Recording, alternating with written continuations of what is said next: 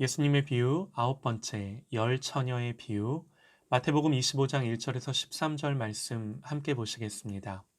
그때의 천국은 마치 등을 들고 신랑을 맞으러 나간 열 처녀와 같다 하리니 그 중에 다섯은 미련하고 다섯은 슬기 있는 자라.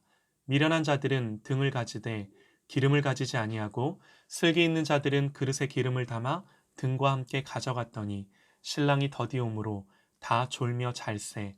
밤중에 소리가 나되 보라 신랑이로다 맞으러 나오라 하매 이에 그 처녀들이 다 일어나 등을 준비할세. 미련한 자들이 슬기 있는 자들에게 이르되 우리 등불이 꺼져가니 너희 기름을 좀 나눠 달라 하거늘 슬기 있는 자들이 대답하여 이르되 우리와 너희가 쓰기에 다 부족할까 하노니 차라리 파는 자들에게 가서 너희 쓸 것을 사라 하니 그들이 사러 간 사이에 신랑이 오므로 준비하였던 자들은 함께 혼인잔치에 들어가고 문은 닫힌지라. 그 후에 남은 처녀들이 와서 이르되 주여 주여 우리에게 열어주소서. 대답하여 이르되 진실로 너희에게 이르노니 내가 너희를 알지 못하노라 하였느니라. 그런즉 깨어 있으라. 너희는 그 날과 그 때를 알지 못하느니라. 아멘. 유대인들의 결혼 풍습은 우리처럼 하루에 끝나는 게 아니라 대개는 한 주 이상 계속된다고 합니다. 신랑은 친구들과 함께 있다가 신부를 데리러 오는데 문제는 언제 올지 모른다는 거죠. 신부는 들러리들과 함께 하염없이 기다립니다. 그러다가 신랑의 행렬이 도착하면 등을 준비하고 있다가 맞으러 나가 신랑과 함께 잔치가 열리는 신혼집으로 가는 겁니다. 대개는 신랑이 밤중에 오기 때문에 신부의 입장에서 등으로 신랑의 오는 길을 밝히는 것이 중요한 행사라고 하더라고요.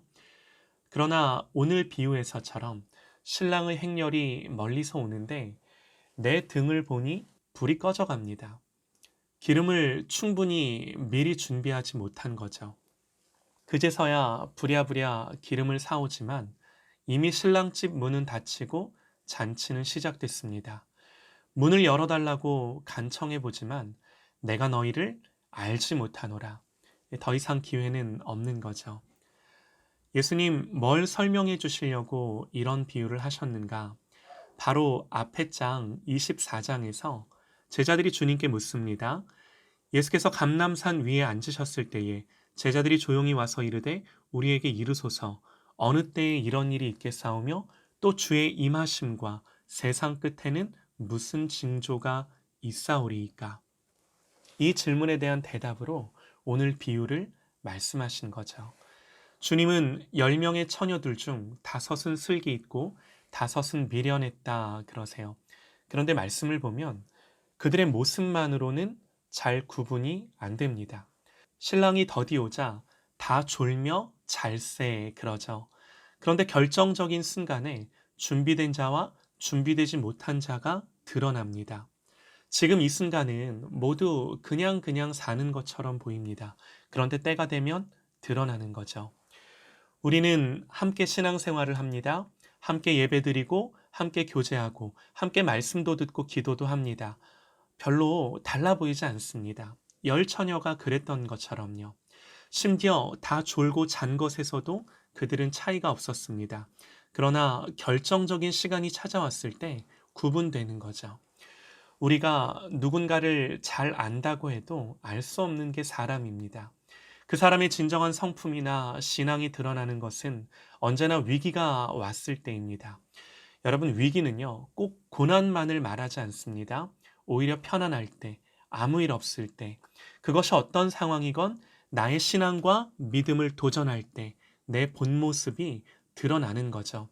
내가 바닥까지 내려가 봐야 내 바닥부터 뭐가 있는지 보이기 시작하는 겁니다. 성경은 너희는 말씀을 행하는 자가 되고 듣기만 하여 자신을 속이는 자가 되지 말라 권면합니다. 보통 때야 모르죠. 그러나 때가 되고 그날이 오면 드러나는 겁니다. 그런데 감사한 건요. 주님이 왜 이런 비유를 하셨겠습니까? 이것이 마지막 때의 모습이니 지금 점검하고 준비하라고 말씀해 주시는 겁니다.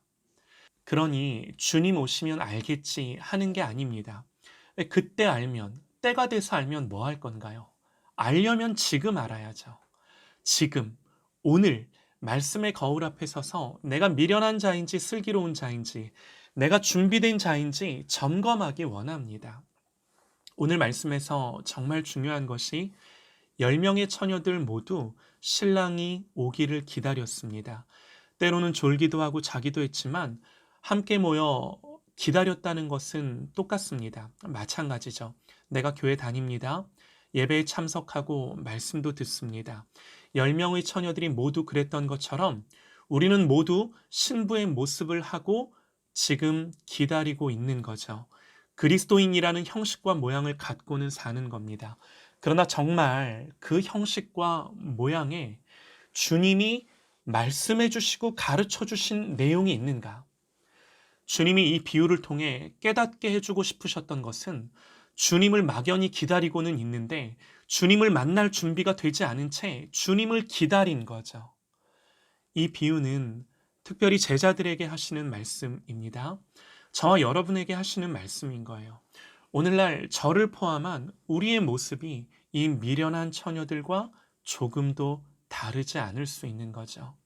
죄사함과 구원에 대한 감격이 없고, 그러니 자녀됨에 대한 영광과 가치를 모르고 교회에 다니지만 복음 앞에 제자의 삶을 살지 못하며, 더 큰 문제는요, 그것을 알려 하지도 않고 그저 모양과 형식만 갖고 신앙생활을 하는 거죠. 기름을 준비는 했는데 너무 조금. 그래서 신랑이 올 때 등을 켰는데 금방 꺼져버릴 것 같은 너무나 가난하고 얕은 믿음. 성경은 분명히 말씀합니다. 누가복음 6장 46절에 너희는 나를 불러 주여 주여 하면서도 어찌하여 내가 말하는 것을 행하지 아니하느냐. 내가 정말 주인일진데 주인이 명하는 바를 왜 행하지 아니하느냐 말씀하세요. 또 마태복음 7장 21절 나더러 주여 주여 하는 자마다 다 천국에 들어갈 것이 아니요 다만 하늘에 계신 내 아버지의 뜻대로 행하는 자라야 들어가리라. 여러분, 형식과 모양이 잘못된 거 아닙니다.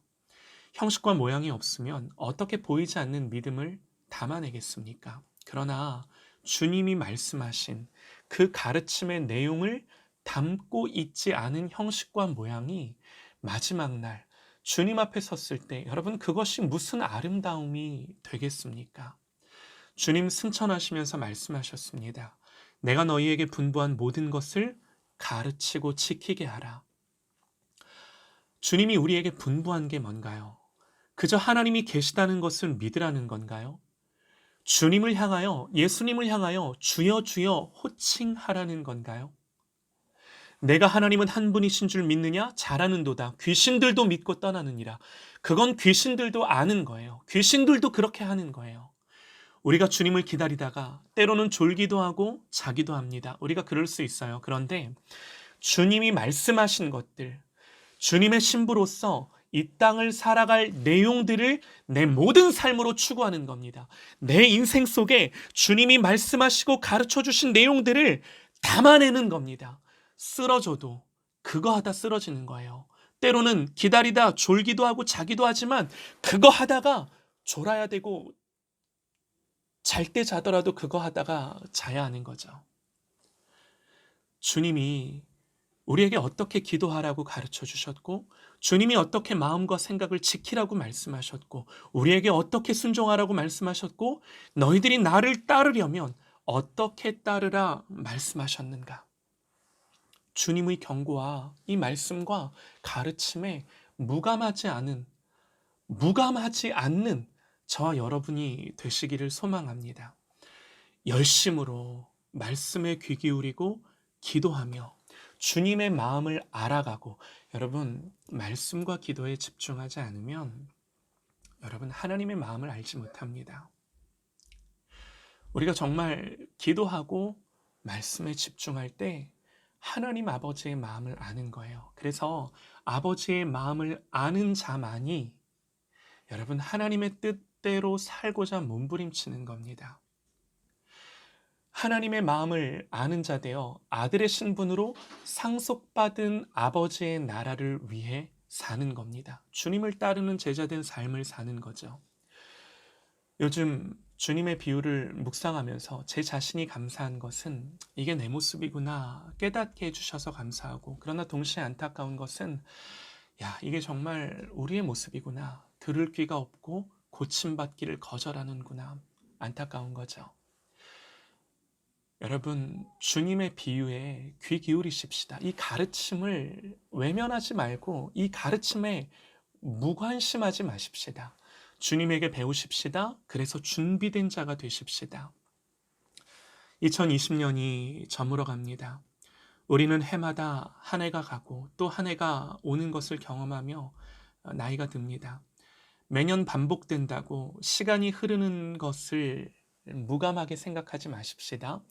죽음을 향해 1년을 내디딘 것이 분명합니다. 주님이 물으십니다. 너는 준비가 되어 있느냐? 내가 이 밤에 올 때 내가 준비가 되어 있느냐? 예수 그리스도의 십자가로 죽었던 내가 그리스도 안에서 산 자가 되어 이제는 내가 사는 것이 아니라 그리스도가 내 안에 사는 겁니다. 여러분, 이것이 우리가 준비할 기름입니다. 하나님을 기뻐하며 즐거워하며 예배하는 자가 되게 하셨고, 이 땅을 살지만 하나님의 통치와 주권 안에 살게 하셨고, 내가 사는 것이 아니라 내 안에 그리스도께서 사는 것이 되어서 내 의가 아닌 주님의 의로 살게 하셨습니다. 주님처럼 살게 하셨습니다. 예수님처럼 이 땅을 살게 하신 거예요. 그러나 나는 지금 어디에 있나요? 십자가에 죽으시고 부활하신 주 예수 그리스도를 나의 구주요 주님으로 믿으십시다. 언젠가 때가 되면 하겠지. 결정적인 시간이 5년 후, 10년 후, 언젠가 때가 되면이라고 마음대로 생각하지 마십시오. 그것이 주님께서 말씀하신 미련함입니다. 그때가 오늘 밤일 수도 있고 내일이거나 며칠 후가 될 수는 없겠습니까? 10명의 처녀들 모두 기름을 준비는 했습니다. 그러나 5은 충분치 못했습니다. 사랑하는 여러분, 얕게 신앙생활하지 마십시다. 발만 걸쳐놓지 마십시다. 오늘 결단하고 주님께로 돌이키십시다. 하나님, 죄인이 여기 있습니다. 저는 주님의 십자가로 은혜를 입지 않고서는 하나님의 진노를 면할 수 없는 인생입니다. 저를 불쌍히 여겨 주옵소서. 제가 주님을 믿습니다. 하나님, 저를 구원하여 주옵소서. 제게 참된 믿음, 구원 얻는 믿음을 주셔서 준비된 인생을 살다가 언제라도 주님 만날 수 있는 복을 허락하여 주옵소서.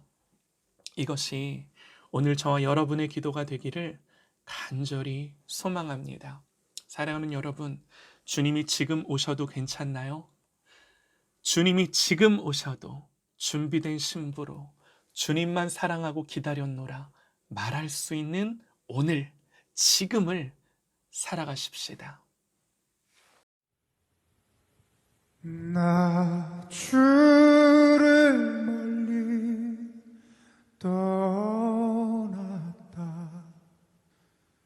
이제 옵니다. 나 죄의 길에 시달려 주여 옵니다.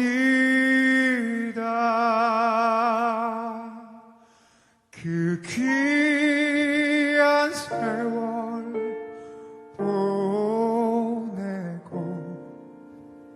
이제 옵니다.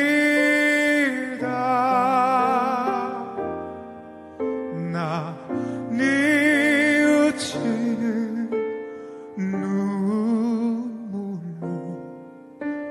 주여 옵니다.